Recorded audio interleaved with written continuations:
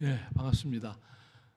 오늘 함께 봉독한 말씀은 예수님께서 유대인의 명절이 돼서 예루살렘에 갔다. 그리고 명절에서 예루살렘에 갔는데 좀 기대와 달리, 유대인의 기대와 달리 양문이 아니라 그 옆에 있는 베데스다로 가셨다 하는 이야기입니다. 병자가 있더라 그러고 아멘 하고 본문을 끝내려니까 좀 이상하죠, 그렇죠? 뭘 고쳤다 이런 게 있어야 되는데 오늘은 예수님께서 명절에 예루살렘에 가셨는데 왜 양문으로 가지 않고 양문 곁에 있는 베데스다로 가셨을까 하는 것을 좀 묵상해 보려고 합니다. 구약에 의하면 유대 남자들은 1년에 3차례 예루살렘에 가서 명절을 지키도록 되어 있습니다. 신명기 16장 16, 17절을 보면 제가 봉독하겠습니다.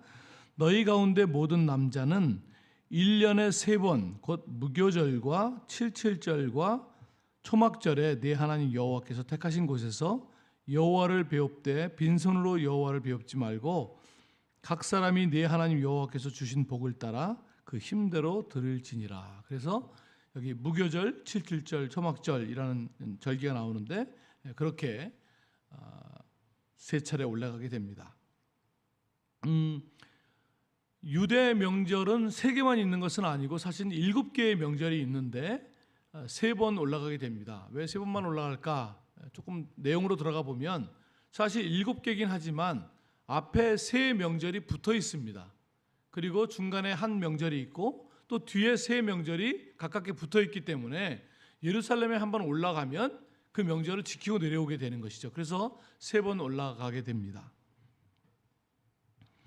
앞에 있는 명절은 유월절, 무교절, 초막절 이렇게 붙어 있는데 한 8일 동안 3명절을 지키게 됩니다.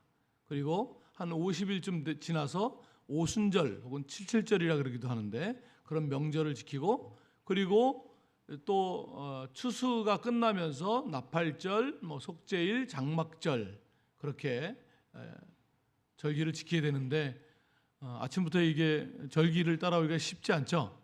절절 매시는 것 같으네요. 제가 좀 설교를 어렵게 시작하는 걸로 유명한 사람입니다. 이해를 못하셔도 전혀 상관이 없습니다. 절기를 보려고 하는 것이 아니라 예수님은 이 명절이 돼서 예루살렘에 가면 당연히 명절을 지키는 예루살렘 성전으로 가야 되는데 왜 베데스다로 가셨을까 하는 것이 오늘 생각하는 포인트입니다. 양문이라고 하는 것은 양의 문인데 왜 그런 이름이 붙여졌냐면 특별히 제사를 드릴 때 하나님께 그 당시에는 이제 제물을 드리니까 그 양으로 제물을 드리는데 그 양 제물로 쓰여지기 위해서 선택된 양들이 예루살렘 안으로 성전 안으로 들어가기 때문에 그 문을 양의 문이라고 이름을 붙였습니다. 그러니까 양의 문이라는 것은 단순한 이름이 아니라 이스라엘 백성들에게 하나님께 제사하는, 요즘 말로 하면 하나님께 예배하는 것이 가장 중요한 일이었기 때문에 거기에 제사를 드리기 위해서 양을 가지고 들어가는 그 양의 문이라고 하는 상징성은 어떻게 보면 이스라엘 백성들이 하나님을 얼마나 올바르게 예배하는가 하는 것들을 보여주는 상징이라고 말할 수 있는 것이죠. 저는 아프가니스탄에 있었던 경험이 있는데 거기도 이제 유대교는 아니지만 이슬람을 믿는 종교로서 그 문화가 비슷한데 명절이 돼서 알라에게 그 바치는 그 제물을 염소나 혹은 양으로 하게 되는데 그 기간이 오면 가장 긴장하는 게 좋은 예물을 찾을 수 있을까? 알라에게 흠잡힐 데 없는 좋은 예물을 찾을 수 있을까 하는 것이 가장 큰 일입니다. 그래서 미리 찾기도 하고 좋은 흠 없는 게 있으면 미리 예약금을 주고 계약을 맺기도 하고 그래서 그런 흠 없는 제물이 정해지면 사실 명절 준비는 상당히 된 것이죠. 그런 것이기 때문에 아마 지금의 아프가니스탄보다 그 당시에 유대인들에게 있어서 이 양의 문, 이 양이라고 하는 그런 제물은 정말 그들의 신앙을 드러내는 그런 척도였다 생각이 듭니다. 그러니까 예수님은 명절에 예루살렘에 가셨다면 당연히 양의 문으로 가서 너희들이 가지고 온 이 예물 내가 보니까 너무 흠이 있는 게 많다. 하나님께 그렇게 드려서야 되겠냐? 질책을 하시던지, 아니면 야 내가 찾아봤는데 흠 있는 게 하나도 없어. 야 대단하다. 칭찬을 하시던지, 그렇게 양문으로 가셔야 하는 게 맞다는 것이죠. 아마 같이 있는 제자들도 당연히 그렇게 생각을 했을 것입니다. 사실 혼을 낸다든지 그것도 애정이 있어야 하는 겁니다. 그렇지 않겠습니까? 주님께서 양문에 가지도 않고 베데스다로 가셨다? 다른 말로 하면 우리가 오늘 정말 시간을 내서 하나님께 예배드리러 모여서 뜨겁게 찬양하고 예배드리는데 예수님께서 아무런 관심이 없다? 요 근처 오셨는데 여기 오지도 않고 저 옆에서 캄보디아 20대 아이가 녹슨 공장에서 지금 나사못 풀고 있는데 거기로 방문하셨다? 약간 그런 거하고 좀 비슷한 이야기입니다. 무슨 이야기를 하고 있는 것일까요? 요한복음에는 이 레위기에 나오는 명절, 하나님께서 지키라고 하신 이 명절을 가리켜서 유대인의 명절 이렇게 부릅니다. 한 번은 그렇게 부를 수 있는데 이 절기가 나올 때마다 유대인의 명절 계속 반복을 합니다.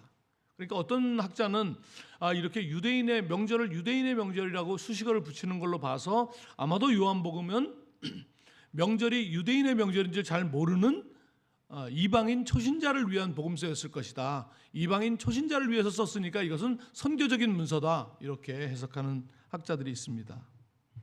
정말 천박하기 이를 데 없는 해석입니다.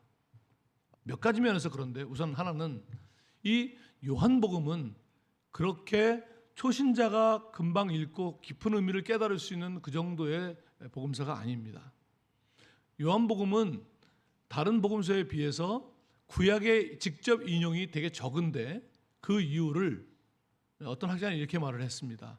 아마 요한이 구약을 인용하고 싶었다면 구약을 통째로 갖고 왔어야 될 것이다. 한두 개를 인용하는 것이 아니라 구약 전체를 갈아서 요한복음에 넣었다. 이렇게 표현을 했습니다. 그만큼 굉장히 유대적인 복음서이고 구약을 잘 이해해야 이해할 수 있는 그런 복음서라고 말할 수 있습니다. 또 요한복음을 연구해 보면 그 하나하나 용어가 굉장히 의미 있게 사용한 것을 볼 수 있습니다. 구약에 나오는 어떤 의미들을 사용합니다. 굉장히 많습니다. 예수님께서 이 땅에 오셔서 우리 가운데 거하심에, 이 거하심에 이런 단어들은 구약의 회막, 텐트, 하나님을 만나는 장소. 그래서 이제는 예수 그리스도만이 하나님을 만날 수 있는 장소다라는 그런 의미로 사용을 한다든가, 또 숨을 내쉬며 이르시되 성령을 받으라 제자들에게 하실 때 그 숨을 내쉰다는 그런 엠프사오라는 단어는 예수님 하나님께서 인간을 지으시고 숨을 내쉬면서 생명이 되게 하시는 그 창조의 사건 때 나오는 그 단어를 갖다 씀으로써 신약 성경에 딱 한 번만 사용된 그런 단어. 그래서 단어 사용이 굉장히 신중한 복음서라고 말할 수 있는데 왜 유대인의 이런 말을 반복했을까 하는 것입니다. 그런 이유를 알려면 성경을 전체 문맥 속에서 이 앞뒤만 볼 것이 아니라 하나님께서 진행해 나가시는 이 전체 성경의 맥락 속에서 오늘 주어진 본문을 이해해야 하나님의 마음을 우리가 이해할 수 있는 것이죠. 그래서 그런 맥락적인 관점에서 과연 이 명절을 하나님께서 우리에게 처음 주실 때, 이스라엘 백성에게 처음 주실 때 어떻게 주셨는가를 한번 전체를 성경을 다 읽을 필요는 없지만 그러나 적어도 그 레위기에 나오는 그 장면을 좀 읽을 필요가 있는데요. 제가 한번 레위기 23장에 하나님께서 처음 이스라엘 백성들에게 모세에게 말씀하실 때 명절을 어떻게 주었는지를 봉독을 하려고 하는데 여기에 어떤 용어들이 반복되는지를 잘 들으시면서 캐치하시길 바랍니다. 듣기 평가입니다. 아침에 조금 뇌가 잘 안 돌아가시는 분들이 계실까 봐 제가 그 부분을 큰 목소리로 읽을 테니까 청력 테스트입니다.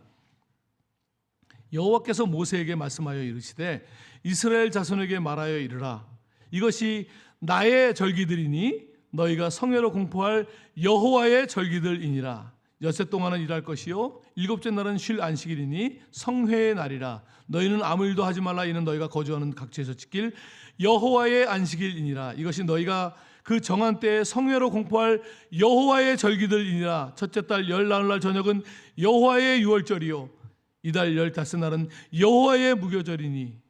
뭐를 반복하고 있습니까? 여호와의를 반복하고 있습니다. 하나님은 왜 이렇게 짜증날 정도로 여호와의를 반복합니까? 그냥 이게 여호와의 절기다, 그리고 여호와의 절기는 1, 2, 3, 4 쭉 말씀하시면 되는데 왜 반복적으로 여호와의 절기를 강조하실까요? 그것은 이스라엘 백성을 선택한 목적과 관련이 있습니다. 하나님은 수많은 종족 중에, 수많은 민족 중에 이스라엘 백성을 택한 것이 아니라 없던 백성을, 아브라함을 불러서 한 백성을 만드신 것입니다. 그리고 만드시면서 거기에 하나님의 진리를 새겨 넣기 시작한 것입니다.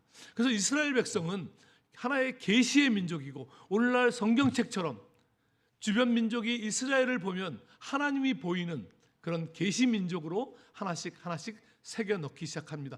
그 명절은 그것 중에 하나입니다. 그러니까 7개의 명절은 이스라엘 백성들에게 너희들도 명절이 있어야 되니 이때 즐겨라, 그런 의미가 아니라 1월 14일 날 유다 달력으로 1월 14일 날 유월절을 주신 것은 유월절에 출애굽한 기원이 있지만 상징적으로 유월절에 어린 양 피를 흘리신 예수 그리스도의 십자가의 사건을 예표하시고 상징하는 사건이죠.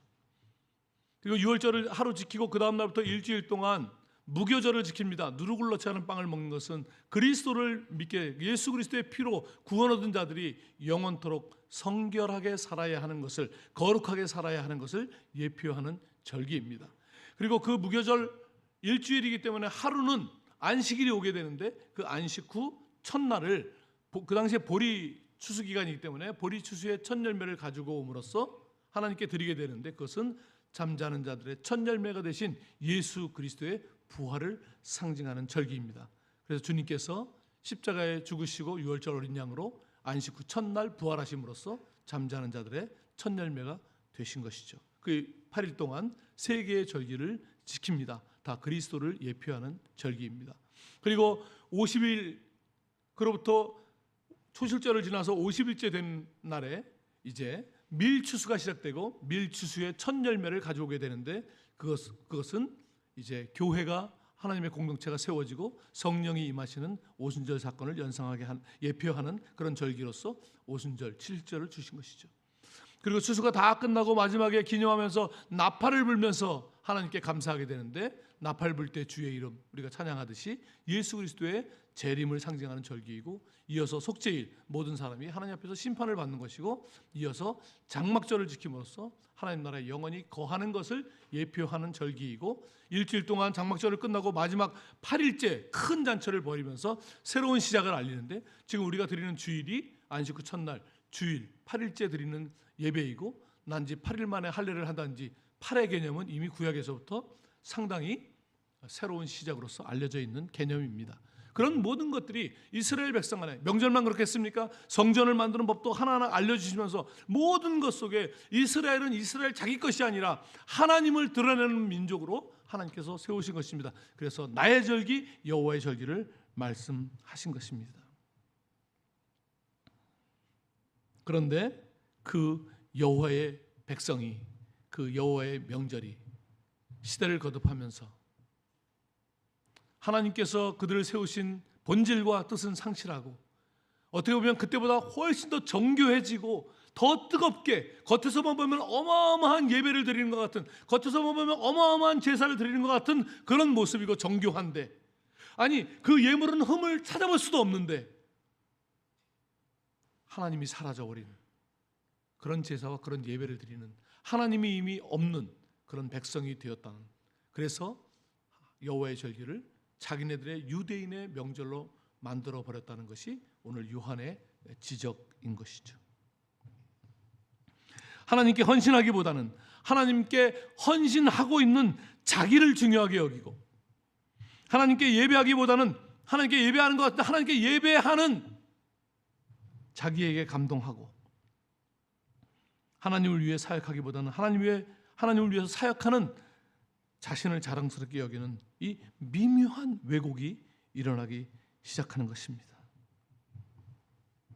그래서 말씀드린 것처럼 겉으로 보기에는 굉장히 더 제사가 정교해지고 뜨거워진 것처럼 보이는데 제사의 원래 의미인 여호와의 뜻은 이해하지 못하는, 이미 상실해버린 지 오래된 공동체가 되어 버렸다는 것입니다.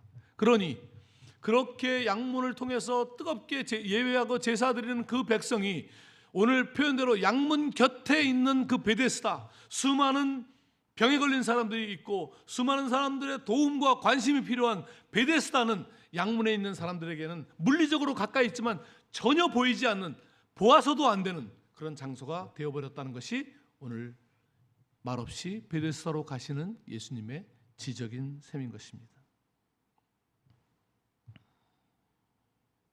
오늘 예루살렘에 올라가신 예수님께서 양문이 아니라 양문 곁 베데스다로 가시는 그 의미를 좀 몇 가지 생각해 보겠습니다.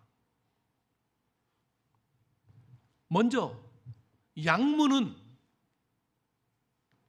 회복된다는 것은, 다른 말로 제사가 회복되고 예배가 회복된다는 의미는 그 양문이 선교적 양문이 되어야 하는 것이죠. 다른 말로 우리의 예배는 선교적 예배로 회복이 필요합니다. 베드로가 주님과 3년을 지내며 주는 그리스도시요 하나님의 아들이십니다라고 고백하는데, 그래서 예수님께서 십자가에 죽을 것이라고 알려주자 절대로 그런 일이 있어서는 안 된다고 이야기합니다.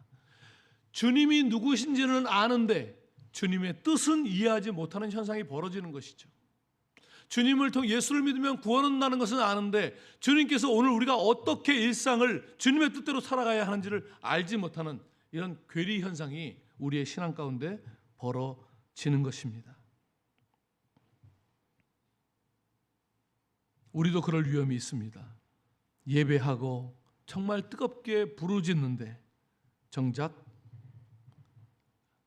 하나님의 마음과 뜻은 이해하지 못하는 일이 일어날 수 있는 것이죠. 그래서 양문이라고 하는 것은, 예배라고 하는 것은 그것을 통해서 뜨거움이 목적이 아니라 하나님의 뜻을 이해하는 그런 예배가 되어야 하는 것이죠. 말씀을 통해서 하나님의 뜻을 이해하고, 그래서 그 양문이 올바른 선교적 양문이 된다면 자연스럽게 베데스다가 보이기 시작하는 것입니다. 저는 지금 양문 없이 무조건 행동주의자처럼 나가서 선교하자, 나가서 베데스다로 가자라는 얘기를 하는 것이 아닙니다. 양문이 올바르게 회복되어야 올바른 베데스다가 있는 것이죠. 이것은 두 개의 분리된 것이 아닙니다. 하나님의 뜻을 온전히 이해할 때 하나님이 계시는 그곳, 하나님이 바라보시는 그곳을 향해서 우리가 갈 수 있기 때문입니다.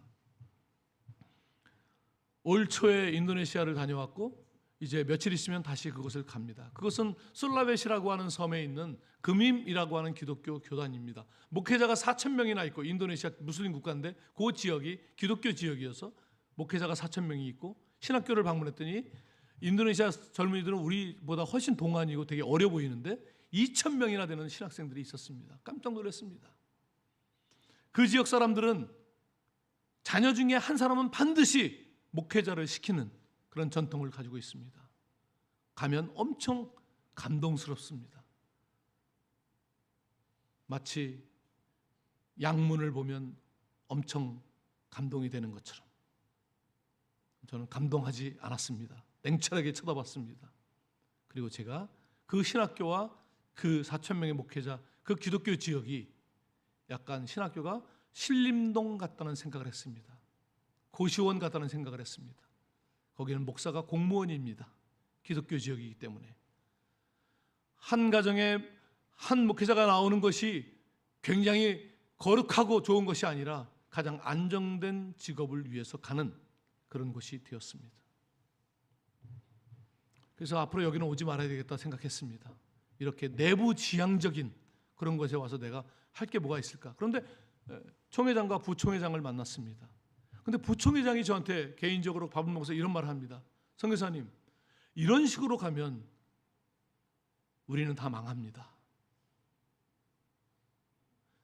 무슬림이라는 다수국가 안에 하나님께서 복음을 주셨는데 지금 이게 인도네시아만이 아닙니다. 파키스탄 거의 모든 지역에 다수 종교가 무슬림인 지역에 있는 기독교가 선교사에 의해서 복음이 전해졌는데 이제 무슬림을 접촉할 수 없는 내부 지향을 하다 보니까 그 작은 기독교 공동체가 굉장히 관료주의적이고 파키스탄의 그 주교라고 부르는데 그 사람이 교황 같은 모자를 쓰고 있는 모습에 제가 너무 놀랐는데 교황 같은 모자는 서양 사람에게 맞게끔 만든 모자인데 시커먼 사람이 쓰고 있으니까 더 어울리지도 않는데 그걸 따라서 하고 자기네 좋은 전통 모자가 있는데 이런 것들을 보면서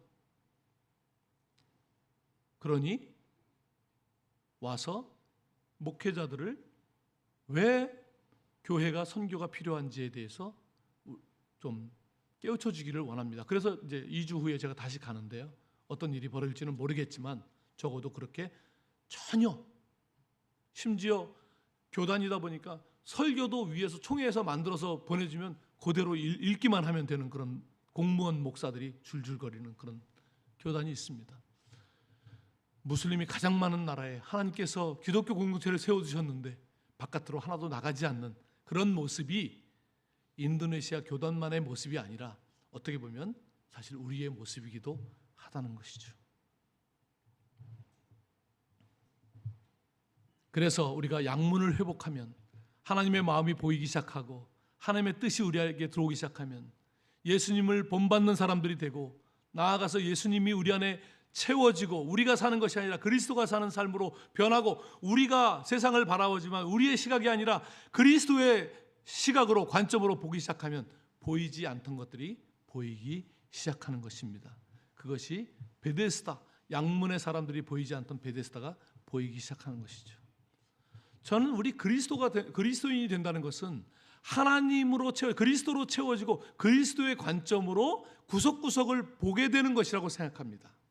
여러분이 이번 8월에 고흐에 관한 책을 추천 도서로 하셨는데 저도 고흐를 좋아하는 사람이 한 사람으로서 그 표지에 나와 있는 그 스타리 나이트 별이 빛나는 밤 그림 어제도 제가 어느 모임에서 그 그림을 보여주면서 설명했는데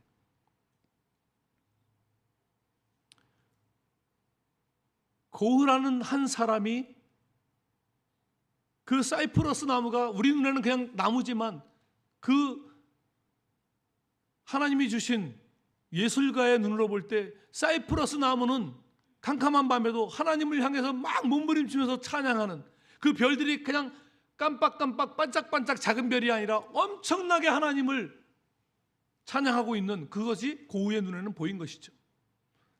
그래서 집집마다 그런 하나님의 영광의 노란 불이 다 켜져 있는데 참 안타깝게도 거기에 보면 교회에만 노란 불빛이 없는 그것을 고흐가 그렸습니다. 하나님의 눈으로 보기 시작하는 사람들이 생겨 우리 주변에 어떤 사람은 미술로 어떤 사람은 음악으로 여러분의 일상의 모든 것들이 남들은 보이지 않는 구석구석이 보이기 시작하는 것이죠.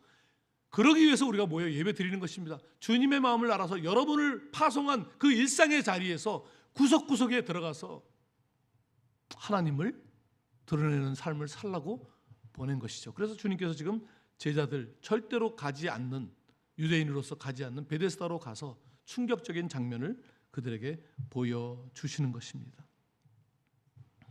우리에게는 무엇이 보이지 않을까요? 보이지 않는 것이 너무 많겠지만 저는 특별히 우리에게 와 있는 250만의 이주민이 잘 안 보인다고 생각합니다. 우리가 그들을 조금 관심 있는 교회들이 공간 내주고 도와주고 하는 정도는 지금 하고 있지만 여러분 우리가 그들을 도와주는 정도가 아니라 한번 그들이 우리라고 생각을 해보십시오. 제가 이태원에 있는 아프간 소녀 한 명을 공부를 가르치다가 지금은 이제 대학에 들어가서 공부를 더 이상 가르치지는 않는데 얼마 전에 같이 오랜만에 만나서 점심을 같이 먹었습니다. 그 아이는 저보다 한국말을 잘합니다. 저도 제가 한국말 못하는 편이 아닌데 제가 이렇게 같이 얘기하면 너는 도대체 어떻게 그렇게 다 남들이 자기네들을 왜냐면 뭐 이거 쓰고 다니고 그러니까 이상하게 볼 거냐 다 남들이 차가운 시선으로 저희들을 바라볼 때 거기 사역하는 제가 좋아하는 선교사님이 계신데 그 선교사님이 늘 그 허름한 자기 집에 문을 두드려서 잘 지내냐고 물어봤다는 거예요. 그 이야기를 쓰면서 절대로 당연한 것이라고 생각하지 않습니다. 그렇게 표현해요. 그 정말 놀라운 표현력을 가지고 있습니다. 항상 이 외국인 글짓기 대회 나가면 1등을 걔가 하는데 정말 한국말을 잘해요. 초등학교 때 우리나라에 와가지고. 근데 그 동생들 중에는 한국에서 태어난 아이들도 있어요. 한국말밖에 못해요. 아프간 사람인데. 걔가 이주민입니까? 한국에서 태어났는데? 이주민이 아닙니다. 근데 우리는 늘, 그래서 그 아이가 늘 어디 대회 나가서 얘기할 때, 저는 한국에서 잘 받은 교육을 가지고 나중에 아프간에 돌아가서 그런 좋은 시스템을 적용하고 싶습니다. 막 박수 치죠. 우리나라에서 배워가지고 가져간대.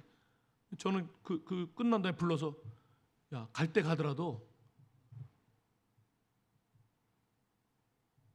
아프간으로 돌아간다는 생각을 하지 마라. 네가 한국 사람이다. 네가 한국의 미래다. 왜 그렇게 자꾸 돌아간다는 생각을 하는 줄 아십니까? 우리나라 사람들이 옛날 미국에서 그랬습니다. 주류 사람들이 그 소수 사람들을 자꾸 우리나라 사람들로 안 보기 때문에, 그런 시선으로 보기 때문에 돌아간다고 생각하는 것입니다. 돌아갈 때 가더라도 그 아이들이 지금 우리나라에서 태어나고 한국말밖에 할 줄 모르는 그 아이들이 우리 한국의 미래라고 생각을 해야 됩니다. 우리 다음 세대가 살아갈 우리나라의 세상은 여러 비정주 외국인, 다시 말해서 돈을 벌러 왔다 떠나는 비정주 외국인이 아니라 이제 정주 외국인, 우리나라에 거주하고 자녀를 낳고 살아가는 그런 복합적인 통합적인 사회로 변하고 있다는 것을 우리가 인식을 해야 되는데 안 보이는 부분이죠. 예수님의 제자들도 이렇게 베데스다로 가서 이해하지 못했을 것입니다. 그러나 그런 훈련과 교육이 마침내 주님께서 십자가에 죽으시고 부활하시고 그 의미를 설명해 주시고 승천하신 이후에 사도행전을 보면 그들이 어떻게 변했는가를 볼 수 있는데, 한 가지만 보면 그들이 어떻게 선교적인 제자들로 변했는가를 보여주는 사건이 바로 성전 미문에서 있었던 사건입니다. 베드로와 요한이 오후 3시에 기도하러 가다가 성전 미문 앞에, 양문은 아니지만 또 다른 아름다운 beautiful gate, 아름다운 문, 미문 앞에서 구걸하는 한 사람이 보입니다. 여러분 생각해 보십시오. 그 거린이 그날 처음 나온 신참이었겠습니까? 이 사람 오늘 새로 일자리 하는데 오늘 개신대 좀 팔아주자, 이런 겁니까? 늘 있었죠. 그런데 유대인의 눈에는 안 보이던 사람이었죠. 감히 거룩한 곳에 성전에 기도하러 가는데 그런 봐서도 안 되고 만져서도 안 되는 그런 사람이 보였겠습니까? 거기 있는지도 몰랐겠죠. 그런데 선교적 제자로 변하니까 그 사람이 보이는 것입니다. 놀라운 일은 그렇게 변했어도 이럴 수 있잖아요. 야, 우리가 거룩하게 기도하러 가는데 얘를 만지면 성전에 들어가는 부정타니까 기도하고 나올 때 우리가 하자. 그것만 해도 굉장히 변화된 겁니다. 그런데 유대인으로서 성전에 가기 전에 그 앞에서 먼저 고치는 이런 용기와, 사도 바울처럼 할례가 중요한 것이 아니라, 할례가 어떤 건데, 이게 얼마나 오랫동안 내려온 전통인데 할례가, 육체의 할례가 중요한 것이 아니라, 이렇게 말할 수 있는 그 진리에 근거한 용기는 주님의 말씀을 올바로 이해하고 선교적 제자들로 변했을 때 그 진리에 근거해서 그런 형식들을 타개할 수 있는 것이죠. 사랑하는 여러분, 오늘 우리가 드리는 이 예배가 주님 앞에 선교적 예배가 되고 그 뜻을 헤아리는 예배가 되고, 그렇게 아버지의 뜻을 알아서 하나님의 시각으로 세상을 보면서 그동안 똑같은 직장을 갔는데 하나님의 시각으로 보니 우리 직장에 이런 게 있었어? 이런 사람이 있었어?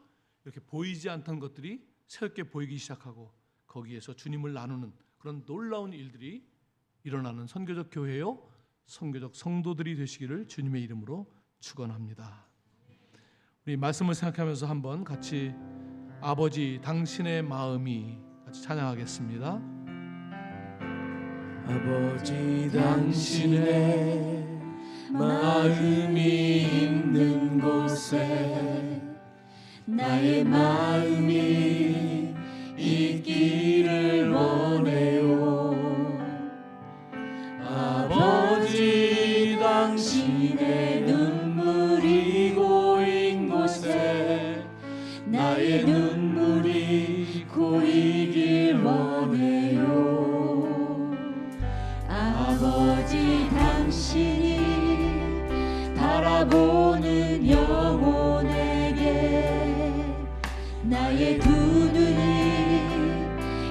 향하길 원해요. 아버지 당신이 울고 있는 어두운 땅에 나의 두 발이 향하길 원해요. 나의 마음이 아버지의 마음 알아. 내 모든 뜻 아버지의 뜻일 수 있기를. 나의 온몸이 아버지의 마음 알아. 내 모든 삶 당신의 삶. 다시 한번 하겠습니다. 아버지 당신의 마음이, 아버지 당신의 마음이 있는 곳에 나의 마음이 있기를 원해요. 아버지 당신의 눈물이 고인 곳에 나의 눈물이 고이길 원해요.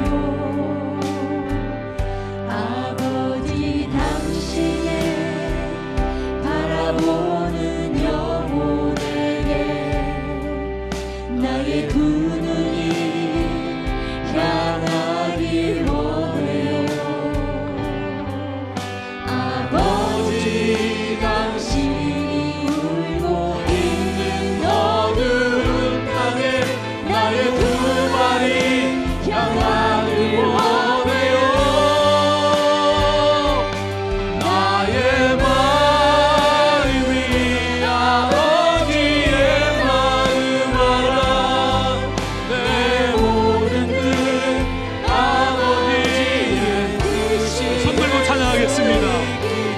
나의 온몸이 아버지의 마음 알아. 내 모든 삶 당신의 삶 되기를. 나의 마음이 아버지의 마음 알아. 내 모든 뜻 아버지의 뜻이 될 수 있기를. 나의 온몸이 아버지의 마음 알아. 내 모든 삶 당신의 삶 되기를. 내 모든 삶 당신의, 내 모든 삶 당신의 삶 되기를. 우리 함께 통성으로 기도하겠습니다. 우리가 양문에서, 우리의 교회에서 선교적 예배로 회복하여 예배 드릴 때마다 아버지의 뜻을 알고 아버지의 마음을 성령께서 깨닫게 해달라고. 그래서 아버지의 마음으로 아버지께서 보고 계시는 것, 아버지께서 향하고 계시는 것을 우리도 보고 향하고 그곳에서 주님을 증거하는 성도들이 되게 해달라고 주여 한번 외치고 통성으로 기도합니다. 주여.